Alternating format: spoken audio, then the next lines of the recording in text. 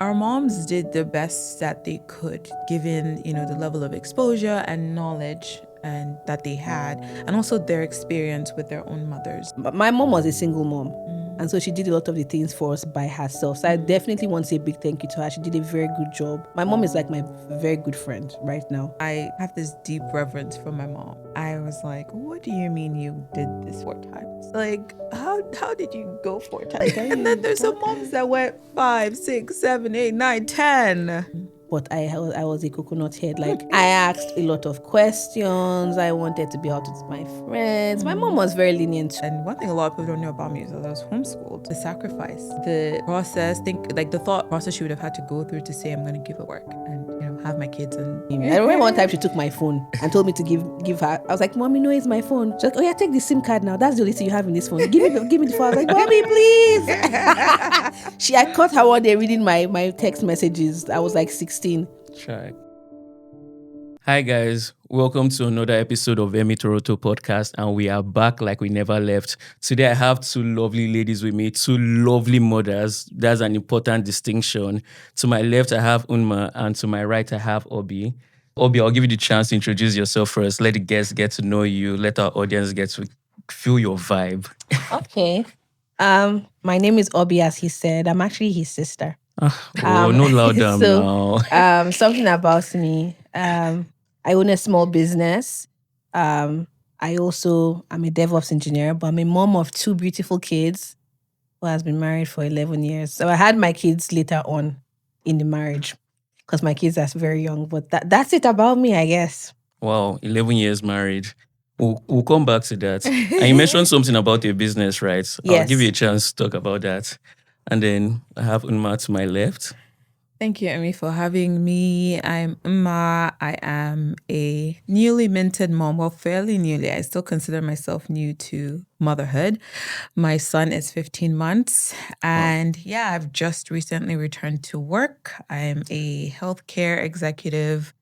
And I also own a small business. And amongst many other things that I am, those are sort of at the forefront in this season of life. Okay, so let's touch on that a bit. You just mentioned something about getting back into the flow of work. Yes. Right. So you said 15 months. How long did you take for mat leave? Yeah. So I took about 14 months. Wow. Yeah, 14 months and 2 weeks. So how has the transition back into work been like? Very, very interesting. I feel like every mother probably goes through this internal wrestle of, I want to be with my baby or my babies. I want to be present, physically present with my children or my child. But there's also other expressions of who I am that I want to continue growing in, such as your career. So I wrestled with it. I started wrestling with it last year, towards the end of last year, where I went back and forth between, Lord, this assignment of motherhood demands my all. I want to give it my all. But at the same time, I know that you have also called me to the marketplace. You have called me to the healthcare space. So help me gain perspective on how I can accept the reality that, yes, I can continue to be a mom, a present mom, but I can also continue to work. I can also continue my career. So, and it took a lot of talking, processing, and praying. And I think I started to get ready. In a few months, I started to get ready. I started to feel like, okay, God's grace is sufficient. He has called me into this space, but He's also called me to be a mom, and He's enabled me. He's going to enable me to, function in those roles. Okay, I just want to build on that, right? I'm thinking to myself, I'm trying to get into the mind of a young lady watching right now. And she's thinking to herself, okay, you're back into the office, right? Or back into the workspace. Right. Is there any challenge you're facing getting back in? I mean, you mentioned you want to be with your children, but I don't know. I'm imagining, is there some kind of stigma of you've been away for a while. Maybe I don't know if your role has evolved. Yes. Maybe someone else was doing it while you were away, and then now it's Yeah. almost like you guys are clashing in Yeah. terms of roles. I don't know. I can't Yeah. imagine what it's like, but I'm trying to just picture myself in that mind frame of asking from that point of view. Absolutely. That's such a great question. So, I mean, when I was on mat leave, I would go back and forth between, oh my God, I'm missing out. So much is evolving. The world is changing. My space is changing. There's a lot of evolution. My space is primarily like healthcare technology. I'm like, there's so many things that have evolved since my maternity, since I started my maternity Tech leave. moves fast. Yes. And there was a time I was really laden with this feeling of being left behind. Yeah. And I called some trusted friends and talked it through with them. And I also prayed about it. I'm like, Lord, I don't want to feel like I am left behind. I'm someone that, has prided myself in putting a lot of effort and growing in my career. I don't like this feeling. And I remember one of my friends saying, set up a prompt on ChatGTP. So every morning it gives you like this brief read of what's happening in your space. And that was one of the best things because I would read it and I'm like, okay, I felt like I knew what was going on. Are you going to share this prompt with us? I don't know. But I felt like I knew what was going on. I can share it. But I felt like I knew what was going on. And every morning I would get the prompt and I would read. Yeah. And I feel like the more I was reading that, I would, maybe then even search further. I started feeling like, okay, I knew what was happening, but not enough to like throw myself back into work. But I had general idea. But I think there is that feeling of, being left behind because you take time away and the world is moving so rapidly. But that was one of the things I prayed for when I was going back to work. I prayed for the Lord to give me a good manager because I switched roles. I came back from mat leave into a new role. Oh, wow. Yeah. That's a new layer. I prayed for God to give me a really understanding manager. I prayed for God to put me within a team that, there was going to be lots to learn and I was going to feel like, okay, I can catch up quickly. And that was, for me, it was a miracle because God exceeded that prayer that I was, that prayed while on mat leave because my manager is a mom of young kids. So one of the first things she said to me, without even me having to say much, was, I've got your back. I will support you through motherhood. I will support you through. That is so nice. She said, I understand. So never feel pressure if you ever have to leave early, if you ever have to adjust your hours, I will support you. And that was an answer prayer. I remember getting off that first call with her and literally going on my knees and saying, thank you, Jesus. Like you exceeded my expectation. I feel like that's so important because when we talk about, I don't like talking about like diversity in the workplace. People should be there on merit, but like those type of things in terms of a woman being in that position, she understands more than a man ever could. Absolutely. And those type of things really help. Oby, just to bring you on in this, you have a lot of experience coming from, okay, maybe that's an exaggeration, but you have some experience moving from transitioning from maternity leave back into the office as a new mom, first time mom, then as a second time mom. Did it get easier? No. Oh. And unfortunately for me, I'm in a male space. I mentioned I'm in DevOps, right? Yeah. In my space, in my actual team, I'm the only lady in my team of like 10 men. And when I was about to go on mat leave, they couldn't fathom that I was actually doing this. Like I could see like she's Betrayal. it looked like they were betrayed, like she's actually going to do this. I was like, and they even asked me, do you think you come back in 3 months? That's what I thought. They kept asking me, do you think you'd be able to step in from time to time? I was like, I don't know. But like with my son, I knew I wasn't going to be able to step in because I'd done it before. So I was like, I don't think so. They were like, so we have to get someone. I was like, I would advise you did. It's like, how about we just pause your project? I was like, do not pause the projects, please, and just proceed with it without me. Sorry, I'm curious. I paid for it too. You paid for it? In what sense? Like everyone moved like steps ahead. Oh, you mean in terms of? In terms of, I thought you meant you financially paid for it. I was like, No. Like I didn't move ahead, and like even like seniority wise, like there are some perks like for how many years you've been at the company. I didn't get any of those perks when I came back. So if you're on mat leave, it takes away from the counts towards those years. some companies don't take away, like bigger companies don't take away, Yeah. but like I was in a kind of like a smaller startup company, so they didn't move me any positions up or anything like that. So I'm very opposite to her, but probably I didn't have the good sense to be on my knees praying. I was just like weak from the whole situation. Like the switch from 1 to 2 kids is a lot, but returning to work, like you said, for me, I went into the office and that same week my kids were in daycare. Like my kid had to be in daycare. I was in my car park crying because I had to be pumping milk in the day. Like, and they didn't even have a space because it's like a very male dominated space. Yeah. They didn't have a space for me to pump milk. So I would go to my car, cover the blinds, like, and pump milk in the car. And I'll just be like, God, why?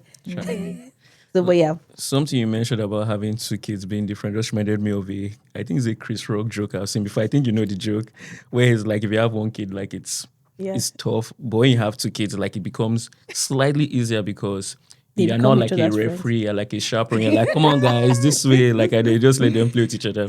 Yes. But there was something you said that I wanted to go back to. You mentioned that you advised them like someone else should step in while you're away. Yeah. So in that case, because I'm just curious, it's something I'm curious about. What happens to that person when you come back? Like, is there someone in the team that takes up additional responsibilities, or is it like a contract staff, or It could go anyway, right? So it Yeah. depends on your role. So my role has to do with a lot of admin access.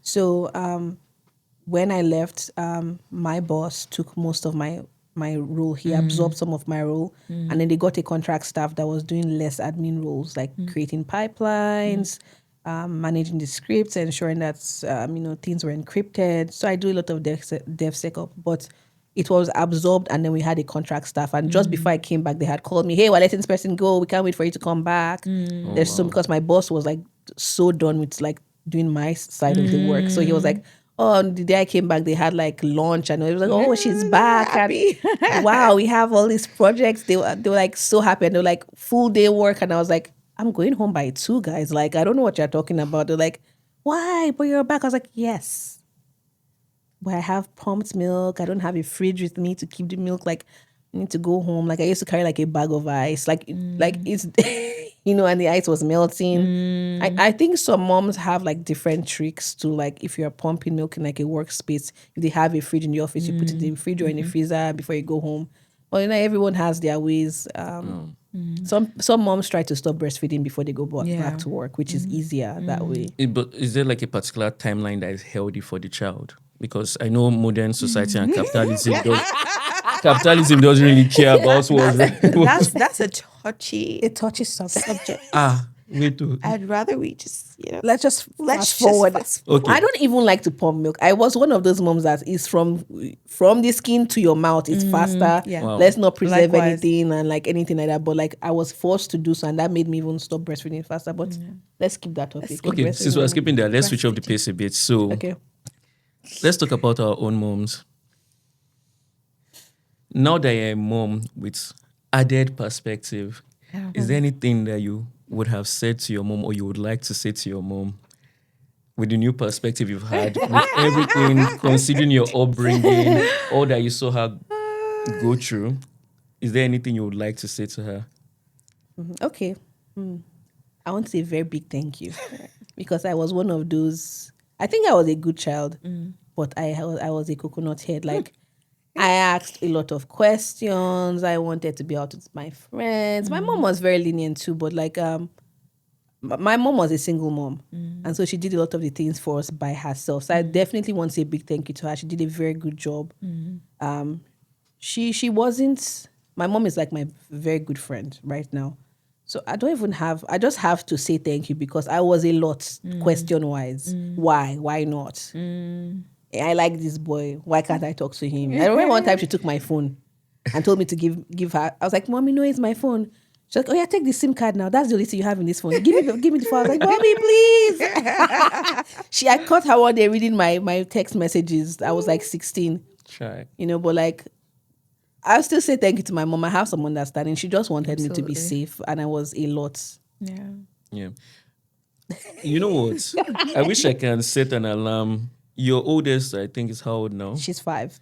Okay, so 14, 15. I would like to ask you this question again around that Okay. age, based on what you just said about being a teenager, because I feel like motherhood will take on a different dimension. Then, Absolutely. yeah. Absolutely. Well, how about you? Do you have anything you want to say? Honestly, after having my son, still do. I have this deep reverence for my mom. I was like, "What do you mean you did this 4 times? Like, how did you go 4 times?" And then OG moms were crazy. Like, and then there's some moms that went 5, 6, 7, 8, 9, 10. Yeah, so just this reverence and appreciation for her and her sacrifice. And one thing a lot of people don't know about me is that I was homeschooled. you were homeschooled. I was homeschooled in Nigeria, in Jos Plateau State. Oh my God. So my mom, we grew up in Jos for the most part. Oby mentioned. Yeah, so my mom, gave up a significant portion of her career. I would say like what we would call like our prime years in the workforce to homeschool 3 of us. There's 4 of us, but she homeschooled the 3 of us because we're close in age. And now in hindsight, I'm back to work, and I'm thinking the sacrifice, the process, the thought process she would have had to go through to say I'm going to give up work and have my kids and teach them at home. And homeschooling was serious business. She did not. She ran a strict program. Like, wow, principal. We had principal, head teacher. Listen, we had school set up. We got prizes. We went for excursions. Wow. Wait, sorry, before you continue on this, for how long? Like, to what grade? So that's an interesting question. Like I said, there's 3 of us, so we're not all the same age. So we never went to regular primary school. Okay. My brother, who's a third one, ended up going to primary school at some point. I think it was maybe primary 4, 5, 6, but I never went to like primary school. So, if I remember correctly, it was probably at least like 10 years. Wow, that's amazing. Wow. So when you got into secondary school, did you feel any difference? Oh, absolutely. I feel like that's a whole conversation. It's a whole conversation. Let's not open it up. Yeah, that was my first exposure to like the world, and I'm like, who are all these people? Like, what do you mean I have to engage? And they used to call us weirdos. Aside from the engagement part, I'm even thinking more of like the academic part. Do you feel like because one person? I feel like in primary school we had one teacher for the most part, all right? subjects. Yeah, for all subjects. Yes. So do you feel like she was able to like? Do you feel like you were missing something in terms of the education part? I think yes and no. She homeschooled us with this curriculum at the time. It's still popular now. It's called Accelerated Christian Education. It was out of the US. So she went for a training, like a 6-month training to prepare herself to do the homeschooling. That's commitment. Yeah, so that curriculum is an American curriculum. So it didn't quite prepare us for like normal school. So the year before, we had to get like a lesson teacher that would come in. We had to do our own like self-study. Okay. We had a lesson teacher come in every now and then, but we did self-study for a bit before we transitioned into regulars. But I think the foundation had already been laid. So when we were in regular school, like we thrived. Like we weren't academically, we didn't struggle. Yeah. Your mind already knew how to learn. No, because we had structure. Yeah, right? Like we had structure, and I think it was a matter of now like absorbing the content, but we didn't struggle. It was more the social aspect than the academic. Yeah, I feel like that's always going to be the problem. Although 3 with kids is a lot to socialize with, but school is also like so many. No, school is a different world. And I mean, it's 3 kids, we're siblings. Like, we're in each other's faces. You guys have the same upbringing, the same culture, so there's not that clash of like... And I think for me, one of the biggest clashes was like, everybody's so different. Like for my siblings, we were very alike. We're very alike. And we're mostly introverted, very quiet. But then we're in school with people that were like... I used to always tell, I don't know, I forgot who I was telling, but I used to say that secondary school is like a microcosm of like all the people you meet in life. Almost every type of person you see going, everybody that you see going forward in life, you've met their type. Somewhat. The archetype, in secondary school. You have facts, So on what you said, I was wondering, and this question is to both of you, if you were given the opportunity to do what your mom did in terms of the homeschooling, forget that you're in Canada. Oby, why? Let's say Oby's response was too quick. Have you seen my 2-year-old? No, wait. let's say all the bills were taken care of, Okay. like one person's Bills and then- salary was able to sort out the bills, food, everything, and all you had to do was face the Children. children, not just in terms of like Yeah. food and everything, but like in terms of like educating them. Yeah. Do you think that would be something you would enjoy doing, and do you feel like it's something that would be beneficial to the children versus sending them to school? It's That's a loaded very question. nuanced question. And again, I feel like similar to the breastfeeding one, it's a bit touchy. But my perspective is like I can't quite answer your question directly because I'm new to it, and there's a lot fairs. that's still going on in my mind. There's a lot I'm still sort of forming my own convictions about. Convictions Yeah. about. I'm not fully convicted about homeschooling. I think the kind of commitment that it requires, there's a level of passion for early childhood education that needs to accompany any mom that decides that that's homeschooling, because there's early childhood education. It's a whole Yeah. world, right? And I love reading with Rexon. I love our little activities, but who I am, I don't see myself doing that like as a full-time commitment. Yeah. That's number one. And number two, I had mentioned earlier that I do feel called to the marketplace. I feel Yeah. like there is a role that I play in God's end time agenda where like the healthcare sector is Very concerned. important to And that requires me, building capacity in that space and getting to a certain level. Yeah, and to be able to do that, I won't be able to homeschool, But again, I think it's a bit of a touchy subject because some people feel very passionately about it. And some people, you will find with like mom, all these kind of discussions, some people that are like, if all the bills are paid, why will you not? Like, it just doesn't I'm kind of like sound that. right. Yeah. I'm kind of like that. Yeah. But it's because I am very children. Like Exactly. I'm very Yes. I So love it's a to personality be, it's a thing. personality thing. Oby has that like passion for like early childhood education. right? when I first had my daughter, I told you I cried in the car park when I had to go Yeah. back to work. Yeah. I didn't want to go back. Of course I can do engineering. Of course I'm great at it. But do I like it more than staying at home More with my than children? staying at home. Yeah. Absolutely not. Yeah. I enjoyed teaching Daniela how to. My daughter is one of the little people that can read actual like words in class. Words, She yeah. reads, she writes, she Yeah. does addition. She's 5. My son has not even enjoyed as much as my first child enjoyed. Yeah. But he's talking very well. He's doing a lot of things. I enjoy being with them. I enjoy singing with them. Yeah. Dancing in the kitchen with them. I think my brother sees me sometimes at home. I'm like that with my kids. I enjoy being with them. Yeah. And if all the bills were paid, You will won't not catch me you dead at wouldn't the blink. office. Yeah. How? My children won't go anywhere. We'll gonna be stuck with skipping you. by the lakeside, like going to see Yeah. our little ducks and birds by the Yeah. waterside. I Yeah. enjoy those activities. Yeah. It's Yeah. just, Yeah. would I homeschool? Maybe not forever. Yeah. Yeah, Yeah. like- Yeah. I would Yeah. have done 0 to 6. Fine. Yeah. 0 to 8 maybe. Yeah. Yeah, I think Yeah. here in Canada they get into JK. JK at 4. 4 or At 4. 5. 4, So 5, maybe yeah. like at the 0 to 3 phase. I Yeah. don't know. Maybe. I mean, I could have done it all the way till when they're getting into grade 1. Grade 1 is when they're like 6, 7. 6, yeah, When oh, it's like so mandatory JK school. is JK. Junior kindergarten.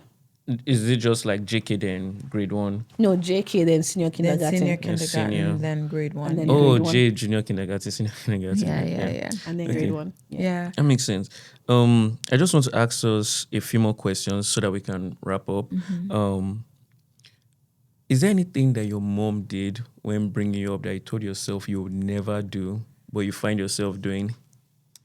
You're going there. He said tear. Just tear. I know. Shake the table. I mean, I think about it this way. Our moms did the best that they could, given, the level of exposure and knowledge and that they had, and also their experience with their own mothers. Yeah. So I never believed that my mom had any ill intent in doing some of the things that she did that I, struggled with, or I was like, yeah, I will not do that. So I think we sort of preface the conversation with that is like our mothers did the best, and a lot of them, gave their all to mothering. But yeah, there's quite a number of things that I don't believe in hitting, being physical with children. I think it's sort of an outlet for the adults to express anger, and children will push your buttons. They will push your limits. They will test your patience. I mean, I consider myself a very patient person, but there's times where I had to turn away from Rex and do like to gather myself. The overstimulation and the pressure of them doing their things. I know. You're like, I had to turn away from him so he doesn't see my face and like gather myself and like turn around. I'm like, so I think, that's my conviction about hitting. It's an outlet of expressing anger. I mean, I feel I agree with you because it's really done out of I want to correct you. It's more of like, why did you do this? How dare you? And then and consequence, if you feel this pain, you'll never do it again. You never do it again. But how many people never did it It's again? not You know, like, I mean, even us now as adults, we know that where physical, I don't want to say violence, but like where hitting was involved, it rarely had the impact. If anything, it made children more secretive, lying, hiding. And I think it creates a distance between the parents and the child because now they're unable to really tell you the truth about things because they're afraid for the repercussions. You know what, Nma? What you are talking about brings this big argument about spare the rod and spoil the child. Right. Now, we'll talk about it because I grew up in a home when my mom never beat us. So we are third generation mom never hitting because my grandma didn't beat my mom and my mom never beat us. So it's like a generation of but I'm married to someone who is not like that. Yeah. So there's also this conflict of the whole situation. So when I said since you said your mother I never thought about beating because it just wasn't like part of our upbringing. But this spare the rod and spoil this child conversation that is very big in the Christian space. Yeah. I think a lot of people literally think the rod is Cain. It's Cain, right? But I think the rod is like that of the shepherd where 100%. It guides and controls and puts boundaries in place, right? That is the way I think of a rod. Same. Right? So I think it's a very interesting conversation and I think that a lot of moms end up hitting because of overstimulation. And just frustration. Like, a lot of people don't talk about it. Like, there is the case of a lot of hormonal imbalance, plus the constant touching. You don't have your spaces, that constant stimulation. And they just lash out. Like, it's a lash out, right? It's a lash out. So, I don't know how.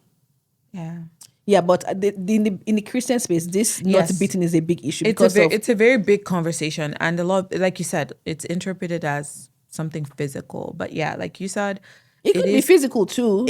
In a shepherd's way, could help you to stay in. But there's an intention with the correction. That's always my thing. There's intention there. Like if there's correction, regardless of what you feel strongly about what correction should be, there's intention behind it. And it's not you as an adult like releasing your anger on a child that is still learning, especially what boundaries are, still figuring out what's good and what is bad. What is bad, and so a lot of intention. So definitely hitting is a big one for me. I heard that children try to I don't know if it's subconsciously, but they experiment to see how far they can. Oh, absolutely. Even at 15 months, I can see Rexon.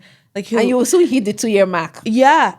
We're still... It's not funny. We haven't climaxed yet. We're still getting there. Yes, you are. Where they push your boundaries, right? Like I can see there's places where I'm like, no, we have this thing. No, of course not. He knows you shouldn't go there. But when he's going, you see he'll slow his steps down. Then he'll turn around. Then he'll look back is mommy looking? Are you going to check me? No. And there's times where I stood there pretending like I'm not looking to see if and then I see him advancing, and then when he turns back and I'm looking, then he'll change it. He'll go somewhere else. So they do. It's amazing, the fact that they're so young and they already know that this is wrong, but can I get stretch away with it a bit? 100%. I think they have understanding, but it's just the articulation of that understanding that they don't have. But they have understanding of curiosity the environment. Too. I think imagine being born in this world and it's the first time you're seeing green leaves.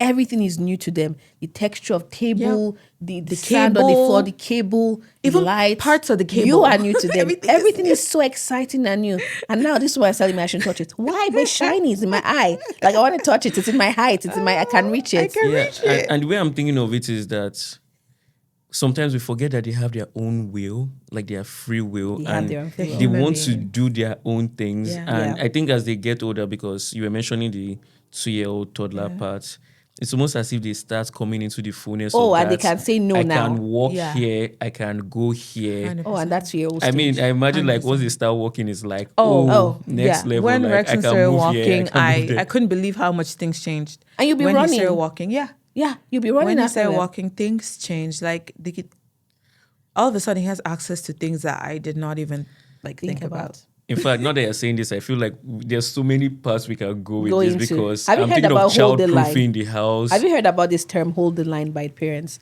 It's a way that once they start to move around, there's something called hold the line. If let's say a child is when he gets angry, he throws a ball, and you told him, "Hey, Shiju, we don't throw the ball," and he throws the ball again. What do you do as a parent? You say, "I said don't throw the ball." Take the ball away. What do? You hold the line. You said, "Don't throw the ball." You pick up the ball and you put the ball out of reach. Now he has a consequence. Don't throw the ball. Now he starts to cry, "My ball!" They're flailing on the floor like something really bad happened. Now you will hold the line. You will hold the line by not talking, not giving the ball, not ball saying, back. "Do you want a fried egg? Do you I'll want give you shoe? other things Do you want to bribe." chewing gum? Oh yeah, I'll play with you more. I'll put on TV. No, hold the line. Let him cry it out. Sit down there. You're not abandoning him. You're not shouting, "I said don't cry." He will cry. You took something from him that he wanted to play with. He's trying to express himself. He can't express himself. Allow the child to cry. Just be there. I guess is what people call gentle parenting. But just be there. Allow the consequence to go through. When the child stops crying, you can give him the ball. Eh? I'm giving the ball back, we're not going to throw our ball, okay? And now they are clutching onto that ball with their dear life. Because now they know when mommy says, "Don't stomp your foot," I'm going to stomp my foot. All right, if you stomp your foot, we're leaving this nice space of play. And now we're going to both go sit down in that boring room and stare at ourselves. And you're going to cry, and I'll just sit down there and wait for you to cry it out. I really and then like we'll that. hold the line. I right? really like But yeah. I needed that because we're approaching. Yeah, that. approaching- We're approaching. We're I'm approaching the going point to where we quickly can touch need on that. what Emeka said about what were the things my mom did that I said I would never do, right? Guys, you know this thing that moms do when they report it to your auntie or your uncle. You've not even finished doing it. Like you've discussed it to them. We've agreed that I was wrong. Oh yeah, let's move forward. Why are you telling my auntie next 2 minutes? But I'm now like that. Like I just with my friends and I was you like, do? do you know that the other day she did this and I'm like, do you know the other day? I think it's so funny because I don't think our parents do it to upset us or Yeah, like whatever. But you know, the absolutely. auntie, I heard that you did this the last Do you feel time. like it's an outlet? It's not. I don't even know. It's just gist after. It's just. I don't even know what it is. And mom said to do that. We're always like wanting to tell want to tell tell. our friends Yeah. about all the You see, all the, and then all the what- things the kids are up to. Yeah, it's just like how we're talking now. It's Yeah. telling. I will even tell my brother. I'll tell my husband. I'll tell everyone in the whole wide world how we resolve this issue. But I'm I trying used to to say I see if wouldn't we do that can before. think of a reason why that might be. Maybe there doesn't need to be a reason, but is it like, you know how it's not a major part of your life. So let's say your work is your major part of your life right now. So it's anytime you're talking to people, you'll be like, oh, work was like this week. Yeah. But now that I have a child, it's not like, let's say work, home life was like half and half. Yeah. Now Yeah. there's a child that takes up like A lot of your A brain lot cells. of maybe your that's not- brain. yeah, so it's not like a third, like split 3 ways instead of split 2 ways. 100%. Yeah, so I guess like it's just 100%. what's on your mind. a on your lot. mind. And Yeah. that's I think what I was we're talking telling. I don't even know who I was talking to about Danielle. She's like, "Mommy," I was like, and then I Ooh, she realized. realized So that I you were- realized I was saying something that she might not have been comfortable with. My mom used to do that, and I used to be like, "Why does she have to say everything? Like, why does she have to tell?"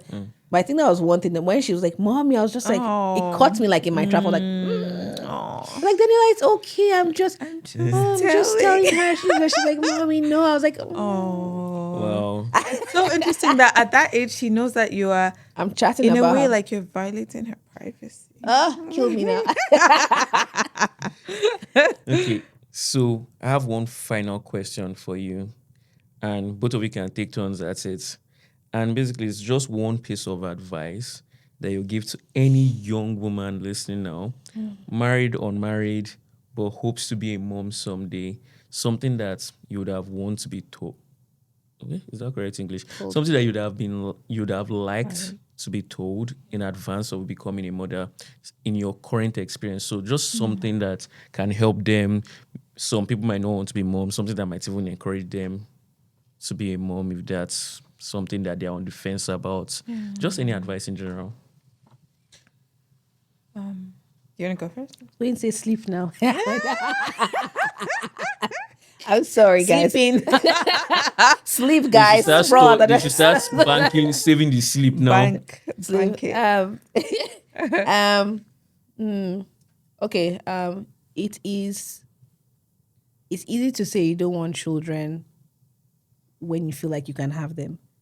When its situation becomes that you can't have them, even if you want them, it's a very, very difficult and different situation. I would tell young ladies, check on your health. Like a lot of the way our children health becomes is based on like it's based on the dad's health too, because the placenta is really based on how the dad's health is. But like I'll tell young women to take care of your health, check your cycles, like don't let things, I know it doesn't seem like a big deal now, but like if you want to have kids and then you can't have them, guys, it's like a whole new hell on its own. Like it's a hell that you didn't know could exist when your body cannot do the functions that you think every other person's function can do. I will say, when I say sleep, I'm not saying just sleep because when you get children, you will be very tired, but like sleep because sleep helps you to renew your cells. Drink that water, do that exercise. Like guys, when you have the freedom to do it, because you won't always have that freedom and you won't always have that time. Like now you are on your own, you're watching your Netflix and eating your popcorn and living La Vida Loca with your high heel shoe. Like save your knees, guys. When you are chasing after that child, like the amount of squats and bending you have to do, like I nearly twisted my back trying to catch you running up the stairs. Like guys, stretch. You need to stretch for this situation. Like stretch your body. Train like you're going to war. Train like bro. Like I twisted my ankle. Like I'm in Cairo because of schedule. Like this speed, like they are so fast and like you don't even have the enough sleep. Like when you have, Emma is new to it. Like when you have the babies, like you're waking every 2 to 3 hours. It's constant. Even if your spouse is saying they'll take care of it, I couldn't keep my brain quiet. Like I can hear them crying from miles away. Have you heard phantom cries? I was hearing phantom cries. Phantom cries. Still hear phantom. I still hear phantom cries. Like I went into my daughter, she's 5. I went to her room the other day because I thought I heard mom. Yeah. I went there, she was sleeping. I hear them crying in my sleep. I hear them crying in my shower. Like there's no peace anywhere I go. The point is, enjoy your sleep. Enjoy your freedom. You will enjoy with your children, absolutely. It's a different kind of enjoyment. But I'm just trying to say to you that enjoy yourself now. Spread your wings and fly on that bed. Like dream your dreams. Like drink your water. Always focus on Exercise. the bed. She's really emphasizing this sleep. Bed piece. No, you guys don't get but the amount it's of valid. sleep. Like It's I mean, valid. I'm tired now. My children are sleeping through the night, but because I had been waking up for so long, they're sleeping. I'm not sleeping because now I'm just okay. I guess if I wake up, it's time to pray. But like, I'm just awake. I don't have the most peaceful of sleeps or restful of sleep. Right. And God will give me restful sleep eventually. But like, there's also postpartum anxiety and depression. I'll say young moms out there, if you are feeling a certain way, if you are feeling too irritable, you can't tolerate anything, or like you are going down the stairs and you think of the baby will just fall down. I'm bathing the baby. I'll just burn the baby with hot water. That is called... It's called postpartum anxiety. You understand? You are holding knife, cutting tomato. What if the oil will just splash on me and the baby together? I'm going to I'll just sleep and fall down. That's a thing. It's a thing. Like I'll just sleep and fall down with the baby. Guys, it's not normal. Like of course, your human nature will try to help you to protect the baby. But if it's all the time, you're standing at the balcony, now you're seeing yourself swing and falling, baby. You know, say, I'll just fall down, and the baby's wrap, I'll just hold my neck and I'll just hang. But like, I'm serious. Like, the point I'm trying to make is like anxiety. Like, I have a lot of things to say, but the point is, sleep well, drink water. If you are too anxious and you're having all these fears, please discuss it with a medical professional. Tell your spouse about it. And that's a it. nice segue from a medical professional. What's your own advice? There's so many things I could say, but you specifically asked to speak to a young woman who's not yet a mother and is potentially considering it. One of the things, I'll say three things. One of them is invest in yourself. The best time to invest in yourself is when, you're likely just responsible for just yourself. Do the certs, the certificates, the courses, the grad school, really, really invest in yourself, invest in your career, invest in growing in your field. And I say invest in yourself because the reality is, if you want to be a present mom, when that time comes, the sacrifice to do those things will be greater. You will likely have to. If you're studying, can't remember. Yeah, you sacrifice sleep, you sacrifice time. Like, it just takes a lot more to do those things once you step into motherhood, because, no matter how efficient you are, I call myself Miss Efficient, and still it's like there's not enough time in a day. 24 hours is not enough time in a day for me. So invest in yourself, invest in your emotional health, invest your emotional and mental health. Learn your triggers. You pray, go to therapy, invest in your emotional health, because a lot of times children really push you emotionally. First of all, the experience of pregnancy, labor and delivery, postpartum really stretches you emotionally. So if you have a lot of unhealed things, those things can surface, and I think it makes the experience harder. So investing in your emotional and mental health, and then lastly, it would be this one's a bit nuanced, but I will say invest in the moms around you. Sow seeds of time and sacrifice. If there are moms around you, offer to help, offer to babysit, offer to. For me, I always see things as actions that I do for others as seeds. Paying it forward. Because the Bible talks about seed time and harvest time. The truth is that as a mom, you need help. No matter how present your spouse is, you need help. You need someone to be like, I'm coming, I'm going to have baby for however long, you take a long shower or you do something. Like, you need all of that. And as a single person, if you're not, if again, this is not like, if there are moms in your life, sow seeds. Yep. Sow seeds of time, sow seeds of effort, sow seeds of presence, because there is a harvest that you can experience. And I say this because that was my experience. Like, as a young woman in my 20s, then there was no mom around me that didn't feel my presence. Like, I'm coming to your house, I'm coming to wash the dishes. I didn't even know that. I just have always been taught this idea of, and I think it was something from my mom, like sowing seeds of service to other people. And so I didn't even, sometimes I'm like, oh, how naive of me. I thought I had a full grasp of motherhood because I was around moms a lot. It's not the same. I was like, yeah, I'm ready. I've been around moms. I've gone to people's houses, I've babysat for them. Not the same, guys. I've been one of our very, very dear friends of ours, when they got back from the hospital with their baby, I was there, I spent time with them. So I sowed a lot of seeds in my 20s. And now, after having my child, when I think back on the amount of support and help that I received, I'm just like, Lord, you are the God of the harvest. Like, this is harvest. And it was actually, I think it was my husband or someone that reminded me, and it was like, all the help that you're experiencing is a harvest of all these years of sowing into other moms. Such a good and one. it was a mom too that One of my friends, she has two that I think they're teenagers now. She told me when she came to visit me all the way from like Oshawa, she's like, I remember when you just came and spent the day with me. And I'm like, so nice. I don't even remember that. Like, I'm like, Oh. she reminded me of it. She reminded me, oh, you old, you Because it had, means you had lots to baby. moms. It means Yeah. a lot. She's like, you had my baby while I took a shower, remember? And I was like, oh my God. And she's like, you cleaned my kitchen. I'm like, oh my God, I literally didn't remember until she was refreshing my memory. And yeah, so sow those seeds because there's a harvest, coming for you.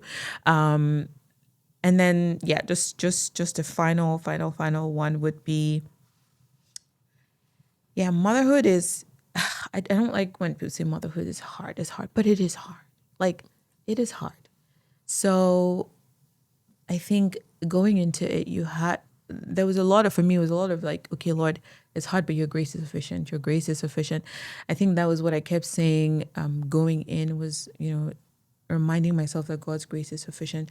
And I think we should always like remember that in many ways a supernatural assignment, because sometimes when I think about the things that moms carry, I'm like, how there's no way that this is just like our physical abilities, not going into it with fear, because there's a lot of fear around motherhood. There's a lot of fear around what it takes, because now I see a lot of rhetoric around, I don't want to have kids because it's so hard. It's so hard.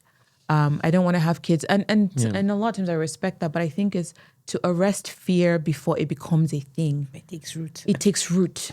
Yes. Yeah, it's hard, it's laborious, but there's grace. Yes, there's grace for There's it. grace for it. Thank you. So we're at the end of our episode. I'll just give you guys like a couple of seconds to do like some shameless plugs. I know you mentioned you have a business, so you can plug it in right now if you have anywhere people can reach you. No, it's shameless, so do it and All plug right, it. everyone. I run the Tutor Doctor in Richmond Hill, actually in the whole of the York region. We're an after-school tutoring service.